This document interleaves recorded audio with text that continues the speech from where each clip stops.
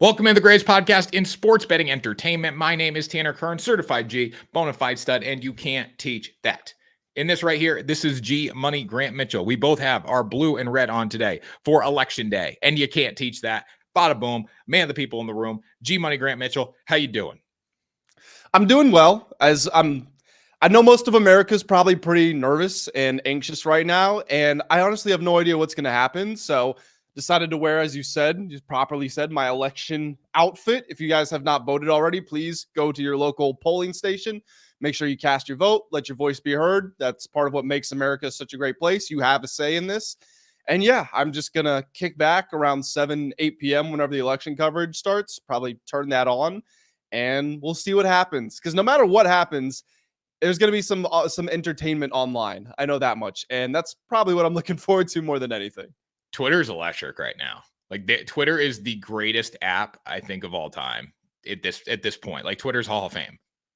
Oh, absolutely. And it's not just, yes, you're right. But then also anytime we have major events, like when World War III was a big talking point, Twitter was at its absolute peak.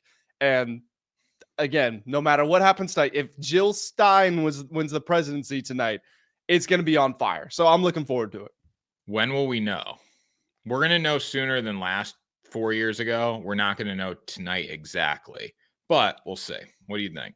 Well, yeah. So there's the first wave of results when that comes in. This is not a political podcast, by the way, to anybody listening, but that first wave comes in, and it's a lot of states that are represented in it, and so that kind of sets the table for what's to come. Like back in 2016, even though Trump was the Republican nominee, people still kind of thought he was a joke. And then that first wave came in. It was a huge result. And it was like, oh, he had 60, 70%, whatever it was. And that's where it kind of set the tone. Like, okay, this might actually happen. So, most polling projections, even betting markets, have it very close. So I don't know how early it will be that we get an indication, but we should probably know something tonight, even if we don't know the final results. Yeah. I totally agree with that. And we will see. We will see what happens, but this is not a political podcast. This is the greatest podcast in sports betting entertainment. So we're going to talk about some sports betting entertainment. But before we do that, make sure you go to WSN.com because we do have a political article on there. I think Richard wrote that. So shout out to Richard for writing the political article. We also have betting articles for every sport. We have betting content. We have promos. We have podcasts. We have everything that you could ever want on WSN.com. So go check it out. Right, Grant? Absolutely. And to everybody that tuned in to last Thursday or Friday's episode, I appreciate you guys doing that. I'm aware my mic wasn't turned on. I'm sorry. I went through my normal pre-show checks and everything was working and it just didn't record. Maybe the footage corrupted, the auto file, whatever. But there was a lot of views, got some subscribers off it. So we appreciate all of you. Yes, we appreciate all of you. And we also appreciate the Tampa Bay Buccaneers last night because they covered the spread with ease, was never in doubt.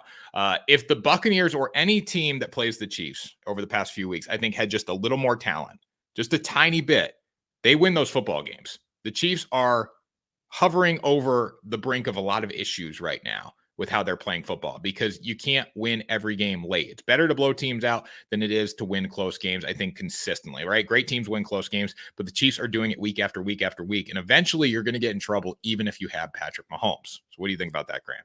Yeah, it's great. It's great to be able to fall back on your championship experience, your chemistry, your continuity, your overall greatness, and win these close games, win these one-score games. That's what made Tom Brady so great. Tom Brady could enter the fourth quarter with 68 passing yards, and then he would go 10 of 12 for 130 and 2 touchdowns and have the game-winning drive.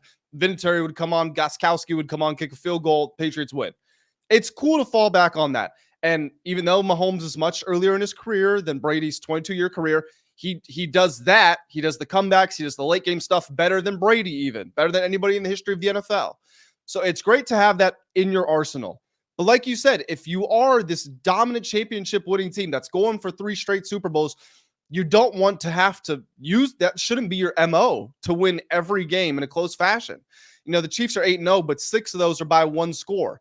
And yes, the majority of games in the NFL end by 1 score, but still, this is different. This is the best team in the league. This is the team that is in power. So they should be blowing these teams out. And when you look at what happened in last night's game, If the Buccaneers go for 2 there, I think they probably get it. I think would have been the much smarter decision to do, and they could have won the game there. The Bucs, even though they played very well, did have some miscues that the Chiefs could have been punished for.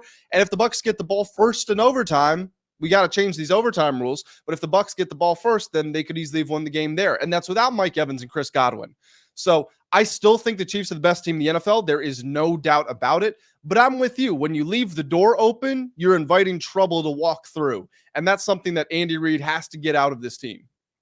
Yeah, I totally agree with that. It's a problem when you look at some of the teams that they have coming up on their schedule. You have the Bills coming up, you have the Steelers. I mean, but overall, this team is not focused on the regular season. They're focused on playoffs. And when you get into playoffs, you need to be able to win close games, but you also have to be playing at a high enough level to say, hey, we're blowing out teams we should blow out. And right now, when you look at who they've played, I mean, it hasn't been an overly challenging schedule as of late for the Kansas City Chiefs. So that's the concern heading into the postseason. I think the good part about this is you do have Patrick Mahomes. And when you have Patrick Mahomes, anything is possible. And realistically, looking at their schedule too, even playing as how they're playing, they still have a decent chance to go undefeated right now, which is crazy to think. Yeah, if they were going to go undefeated, you probably thought it would have happened 3 years ago, which would have been the first in this recent Super Bowl run, or I guess technically 2 years ago. And then maybe back in, I think it was 2018 or 19, when Mahomes, his first year as the starter, he had the 50 touchdowns, the 5,000 yards. This Chiefs team doesn't look or feel like the best Chiefs team, yet it has the best chance to go undefeated. Yeah, no, I totally agree with that. Looking at the Chiefs moving forward, they have the Broncos, the Bills, the Panthers, the Raiders, the Chargers, Browns, Texans, Steelers, Broncos. The only game in there that I see as a loss, potentially the Bills, just off the top right away. I think the Texans could give them a run for the money. The Steelers could give them a run for the money. So those are the 3 teams that you're going to say, hey, it's going to be challenging football games. The rest of these matchups, if they don't slip up, they're winning every one of them. So do they go undefeated, Grant? But you know what's funny, and I've seen this on Twitter, you probably did as well, that Panthers game, that's probably going to be a 1-score game. Probably is when you look at it. What's the spread coming into that one? I don't know if we have lines for that yet. We probably don't, but I would imagine it's going to be Panthers are at home. I would say probably like 11 or 12 for the Chiefs. But that's just how they're playing football right now, too. They're running the ball very effectively. DeAndre Hopkins getting involved last night, though, is a positive sign. I think that's a sign that they can start blowing teams out because they have that extra weapon. But for the most part, they've just been playing clock control, run the football, and find ways to win games. And with DeAndre Hopkins and Travis Kelce, and we saw it early in the game last night, at least the Buccaneers defense was on their heels the entire night. So if you have those two guys working in unison, and you add some other weapons in, in the running back game when Pacheco, is he coming back this season? He should. Yeah, he's supposed to come back. You had Pacheco back into the mix there. You got guys that can start blowing teams out, and they're so good on defense, it's very possible to blow teams out. Yeah, I mean, D-Hop 8 for 86 yards and 2 touchdowns. Kelce with a career high, 14 receptions, only 100 yards, which 7.1 yards per reception is not the best in the world, but 14 receptions, 100 yards, you'll take that. Do you know what the stat success rate is? No.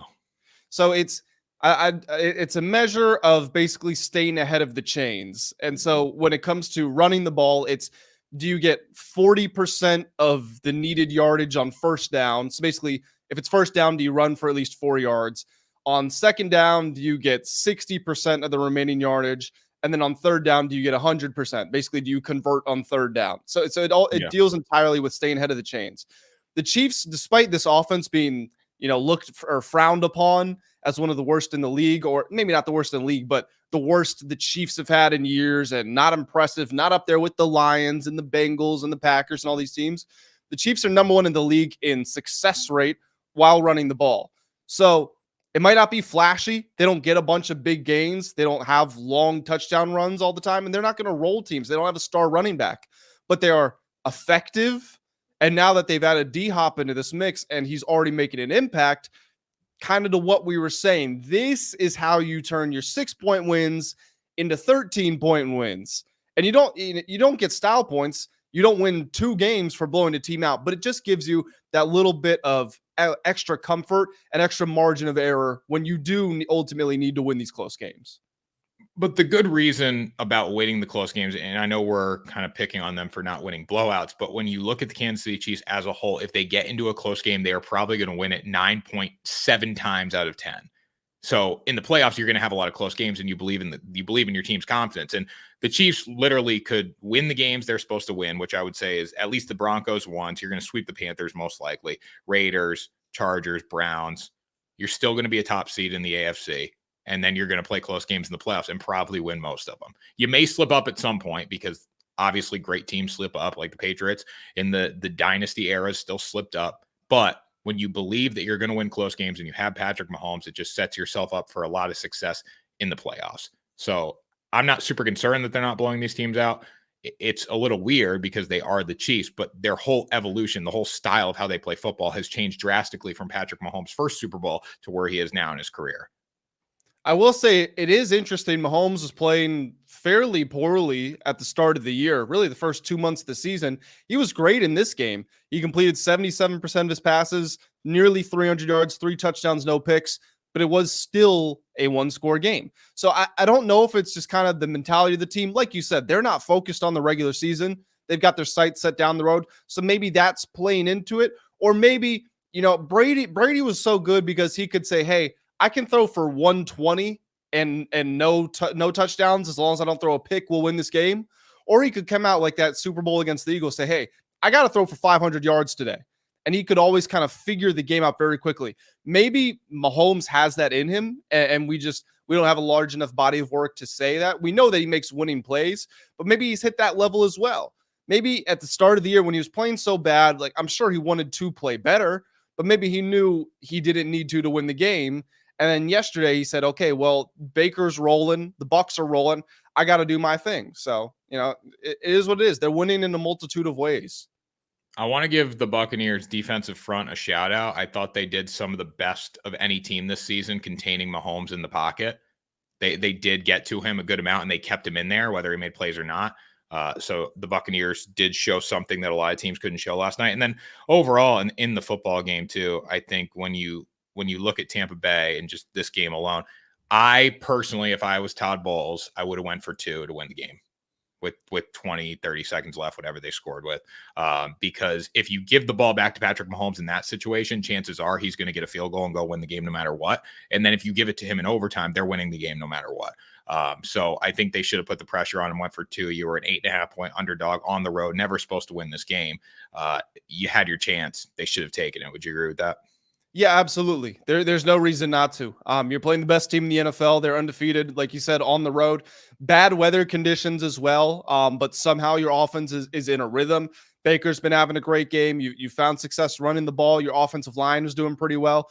And it's the end of the game. It's the fourth quarter. Now, yes, you can draw on adrenaline for one play, but at the same time, those bodies are tired, and you just ran them down the field. So you got to go for it, in my opinion. And it's weird because Todd Bowles is naturally an aggressive guy. He's naturally a risk taker.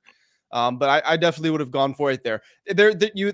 There's nothing justifiable about saying, yeah, I would like to play more football against Patrick Mahomes. Like the longer you do something, the more likely the better whatever team, player, whoever it is to win. So if you're saying, hey, let's put another 10 minutes on the clock and go play, well, Mahomes is the best player in the league. And so you're setting yourself up for failure. If you're 6-2 going into this game, or you're even 5-3, I would say it's a different story. But you're 4-4. You have no momentum. Your team's depleted. They're playing hard. Give them the chance to go win the game. If you don't get it, so be it. Like it is what it is. You probably won't win that game in overtime on the road anyway. So take your chance to go win it, Todd Bowles. Looking at the Buccaneers, Grant, before we talk about the overall Super Bowl picture, the Buccaneers, and I don't know if we'll have odds for this since they played last night. I'm actually looking. I was looking. Yeah, I've got odds right now. They're plus 900 to win the division, which is probably off the table at this point. They're minus 350 to miss the playoffs. And mathematically, I don't think that's wrong. But I think the Bucs are still, in my mind, probably one of the 5 or 6 best teams in the NFC. So looking at the NFC playoff pictures right now, the wild card teams would be Vikings, Eagles, Packers, which is really hard because they're 6-2, 6-2, 6-3. Buccaneers being 4-5. I think the Buccaneers can beat the Vikings. I think the Buccaneers can beat the Packers, and the Buccaneers do own the Eagles, even though the Eagles are playing extremely well right now. It's going to be hard to climb their way back into the playoffs. I would probably rather take the minus 350 to miss the playoffs. I think that could be a decent bet if you want to put a little money down on it. Maybe parlay it with something else. But Tampa Bay, they're the epitome of a 500 football team right now. And considering how well and how hard they play hard, that's the one thing about Tampa Bay. They play extremely hard, even without Mike Evans, even without Chris Godwin. This team shows up and plays hard. And I think moving forward in the future, that's a really positive sign with Baker Mayfield at the helm. If you can add a few pieces, improve a little bit on defense, because defense has been terrible. I think this team is a legitimate potential Super Bowl contender in the NFC in the years to come, if the NFC stays in the same sort of boat. But this year, I would call it done. I still think they're going to show up. I still think they can get over the win total of 7.5 games and hit 8. It's going to take them sweeping the Panthers. But moving forward, there's a lot to be excited about for Buccaneers fans. Yeah, we've got to see how things play out. I'm not going to say you're wrong. Earlier in the season, before the Godwin and Evans injuries, I had Tampa Bay, I think is like my second or third best team in the NFC. And I said they weren't Super Bowl contenders, but they were conference championship contenders. And naturally, that means if you add a couple of pieces, well, now you're a Super Bowl contender. So this is 1 year. We don't know what's going to happen in the coming years, but I'm with you. Baker Mayfield has, absolutely vindicated that contract that they gave him, and he's probably worth a lot more than that. Now, Mike Evans is getting older. They're going to have to find somebody to replace his production as he inevitably slows down. And they're going to need, the offensive line's got to be better. The defensive line's got to be better as well. But I'm with you. There are impressive pieces on this team that you can build off of. And there's the positive sign. I mean, there's no injury. There's no positives in injuries, right? Like overall, Chris Godwin snapping his ankle is not a positive. Mike Evans going down with the hamstring injury is very bad. Everything's bad.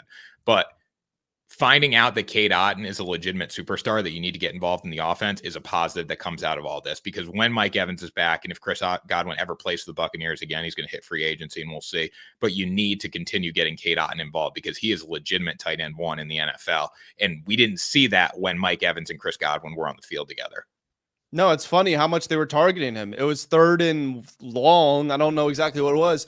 And they ran a screen to Cade Otton. And that was after he'd had a very busy drive. So at this point in the game, normally teams are taking him out, saying like, go get a rest. They're like, nah, we're putting it in your hands far away from the first down marker. And it's a tight end. It's not like it's Tyreek Hill or Jalen Waddle. He's not the fastest guy in the world, but they knew, hey, this is our best chance. This is our playmaker. Let's put the ball in his hands. Yeah, past 3 weeks, 100 yards, 81 yards, 77 yards, 3 touchdowns overall, and 17, 20, 25 catches. So he's really stepped up. So that's been the one positive coming out of all these injuries for the Buccaneers. Now, looking at the Super Bowl, Grant, we have the Chiefs at plus 400, the Lions down to plus 480 now. So that's a lot of movement in the past 2 weeks for them. Ravens at plus 750, Bills at plus 850, Niners plus 1,000, and then Eagles plus 1,200. I'm not going deeper than that, because I think out of the list, 6 teams can win the Super Bowl. Most likely those are the 6 teams. Hey, you got to give my Commanders. We're top 10 right now. We've never been here before. You're great, Grant. I mean, the Commanders are awesome. I think it's a hell of a season for them. I don't know if I take them win the Super Bowl, but they're probably worth sprinkle a little bit. They're playing hard. The best value of the top 6, though, sorry, Jayden Daniels, the best value of the top 6 has to be the Philadelphia Eagles right now. I don't trust the Eagles in a playoff game, but 12-1 for the Eagles in the NFC, when I do think they match up okay against the Lions, and the Niners are trash right now, I would take Philly. So I totally agree with you. My only issue is I don't trust Nick Sirianni at all, just despite the positive changes. And playoffs and the Super Bowl especially, there's going to be a moment that comes down to coaching. And if it's Nick Sirianni versus Andy Reid, or John Harbaugh, even DeMeco Ryans, whoever it ends up being, Sean McDermott, I guess that one gets a little sketchy. Point being, I don't trust Nick Sirianni's decision-making against those guys. So I agree with you. The value is absolutely on Philadelphia. I'd probably feel more comfortable taking them to win the NFC than to win the Super Bowl. because I just can't buy into the coach. But Philly does look great, and they're improving. They drafted young guys on defense. They started a lot of second, third year players as well. So you would expect the defense to improve as the year's gone on, and it has. Jalen Hurts is doing really well. Saquon Barkley, in my eyes, very overlooked in the MVP race. So Philly looks good. I can't argue with you. Now, looking at the AFC, it's the Chiefs, the Ravens, and the Bills. When you have to go deeper than that, it's the Texans at 22-1. Can the Bills or Ravens take down the Chiefs this year? I mean, this isn't really upsetting the apple cart here, but I would say it's going to be the Ravens. I don't think the Bills, they have a good season, but they're 7-0 against teams they're better than, and they're 0-2 against contenders. I think that's kind of going to hold true in the playoffs. Their roster just not quite talented enough to do what needs to be done in a playoff setting. The Chiefs, obviously, we're not even going to talk about them. They're just up there. They're absolutely in contention. The team that could challenge them for me is the Ravens. And yes, they blow fourth quarter leads. Yes, they take some unexplained weeks off, but that offense is ridiculous. I don't think people are paying enough attention to what Lamar Jackson is actually doing this year. This is one of the best seasons we've ever seen from a quarterback.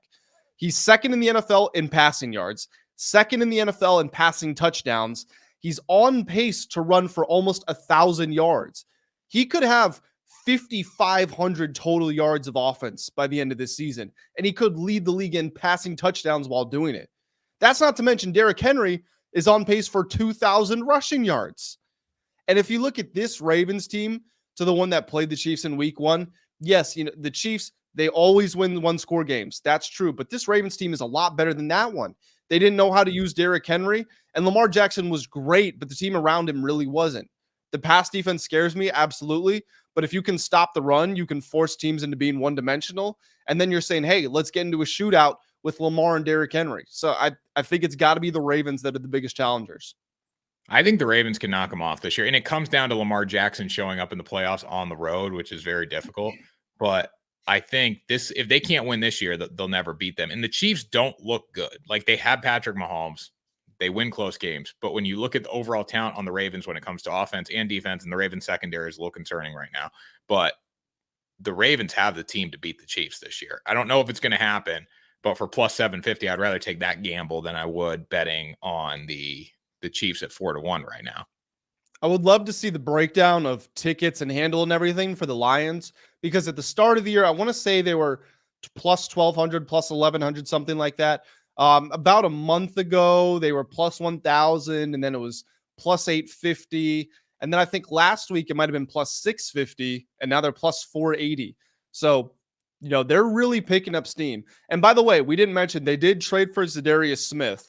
Zadarius Smith is not Aiden Hutchinson, but it does give them more oomph in their pass rush. And that's something that I was worried about when we got into the playoffs. Again, he's not defensive player of the year. He's not going to win Super Bowl MVP, but he does give them something. And to your point, this NFC is very weak. The Niners, you think they'll get better with Christian McCaffrey, but will they actually? Is he coming back at 100% and game ready? Probably not. The Eagles, the head coaching issues for me personally, that's concerning. The Vikings, I can't see Sam Darnold getting to a Super Bowl. I also, by the way, I can't see Jordan Love getting to a Super Bowl. I don't know what he's doing out there. He's also injured, so that plays a part. And then after that, you're down to the Falcons and the Commanders. And if they play the Lions 10 times, they win what? Once? Twice? So I think the Lions, even though it's bad odds, I think they are clearly the best team in the NFC. Yeah, I would rather bet the Niners and the Eagles for better odds, because I think one of those teams has the ability to knock off Detroit. Not easily, but if the 49ers play their best football game, they can beat Detroit. If the Eagles play their best football game, they can beat Detroit. Where the Chiefs, I still feel like if you're playing one of those 4-1 bets, and I know the lines are closer to 5-1 right now, but if you're playing one of those like short favorites, it has to be the Chiefs. And what's interesting about comparing the Chiefs and the Lions too is the Chiefs, again, winning these one-score games. The Lions are dominating everybody, and they're emptying the tank. They're throwing passes to Jared Goff. They're doing trick plays, hooking ladders to linemen. So it's going to be interesting to monitor which one is actually better for long-term winning. And there's the case, the Chiefs are keeping everything in-house. They don't want to show their stuff. With the Lions, it's probably thinking, let's build morale. Let's build confidence. Nobody can mess with us. Which one of those is going to hold up longer into the season? Yeah, we're going to find out, Grant. Now, the MVP award. This is an interesting one here because Lamar Jackson's 3-1, Josh Allen's 3-1. Allen's having a great season, and then Mahomes is plus 450. I still don't consider him in the MVP race. But if you look at the top two guys, Lamar Jackson, Josh Allen, Lamar is, in my mind, clearly better than Josh Allen, what he's been doing. And then you have to look to Jared Goff, who's just been extremely efficient. Even Jayden Daniels, too, at 8-1. Both those guys are sitting at 8-1 right now. But Lamar Jackson would be my MVP bet, and there's a ton of value on him at 3-1 right now, considering the other guys in the market. It's weird that Lamar, tell me if you disagree, I don't think Lamar is suffering voter fatigue at all. I don't think so either. I mean, this is the best season he's had out of all his MVP seasons so far. I would have to go look at the number. That first MVP year is ridiculous. He had a QBR of like 80. He had, I think, 35 passing touchdowns, 6 picks. He was awesome on the ground. But so I would have to crunch the numbers. But he's been ridiculous this season. I'm with you. My MVP right now is Lamar Jackson. I actually yesterday tweeted my top 5 in order. I go, and I can take you through each one. But in order, I have Lamar at number 1, Jayden Daniels, Josh Allen. I had Saquon Barkley at 4, which I know is controversial. And then I had Jared Goff at 5. And I think I had Joe Burrow as my honorable mention at 6. Lamar, it's not even, I talked about all the numbers and stuff already. Like, it's just mind blowing what he's doing. Jayden Daniels, this one for me is it's all about the V in MVP. It's all about value. He's the most valuable player on this list as far as what they mean to their team. I mean, you can literally see the franchise was piss poor for 20 years. They get a quarterback. Now they're 7-2. And he's putting up great numbers too. He's third in QBR. The Commanders have no team has turned the ball over fewer times than the Commanders have 9 weeks into the season since they started tracking turnovers in 1930. That starts with the quarterback, so you got to give him credit. Josh Allen, like you said, very good numbers. The Bills, what kind of hurts him is the Bills have been good for so long that he's not doing anything special, and he has played better than what he has right now. But he's taking care of the ball. He's the best player by far. I had Saquon at number 4 because if you look at early in the season, he's the only reason they were winning some of those games. He was keeping the team afloat. He's putting up elite numbers. Derrick Henry's just broke 1,000 yards, and that got all the headlines. Saquon's at like 950, and he's caught a couple of touchdowns as well. And then Jared Goff, I don't think it has to be said, at number 5. His numbers lately have been ridiculous. Lines are good. I can't put a running back anywhere near the top 5. Just can't. That's fair. I did it. I did it not so much because it's like, hey, this is the best running back. I did it because you could look at specific moments and say he won the Eagles this game. You know, he won them week 1 against the Packers.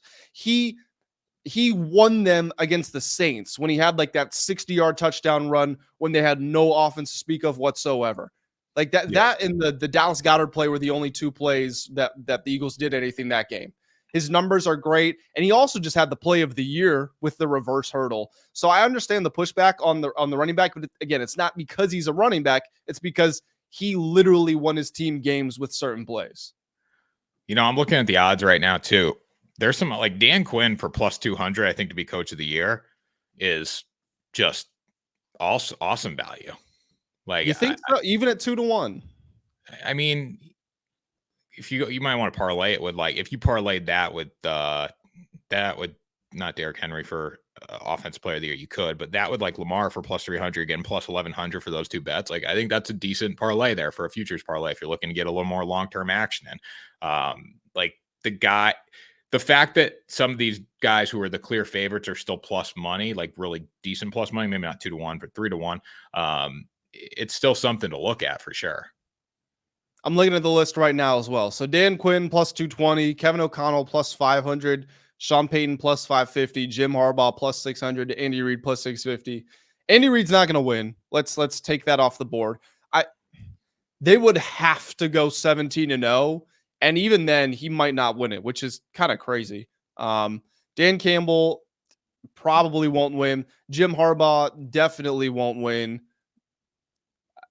I guess you're right. Dan Quinn, Kevin O'Connell, Sean Payton, and I think Dan Quinn by far is the best bet of those 3. Yeah, I mean, Sean Payton's been a Super Bowl winning head coach. So not throw him out, but he's also been in that system for a year. Dan Campbell has been, and he has built the system. Like you're looking at more coach of the past few years more than coach of the year, I would say, for what his team is doing. His team's doing exactly what we expected them to do.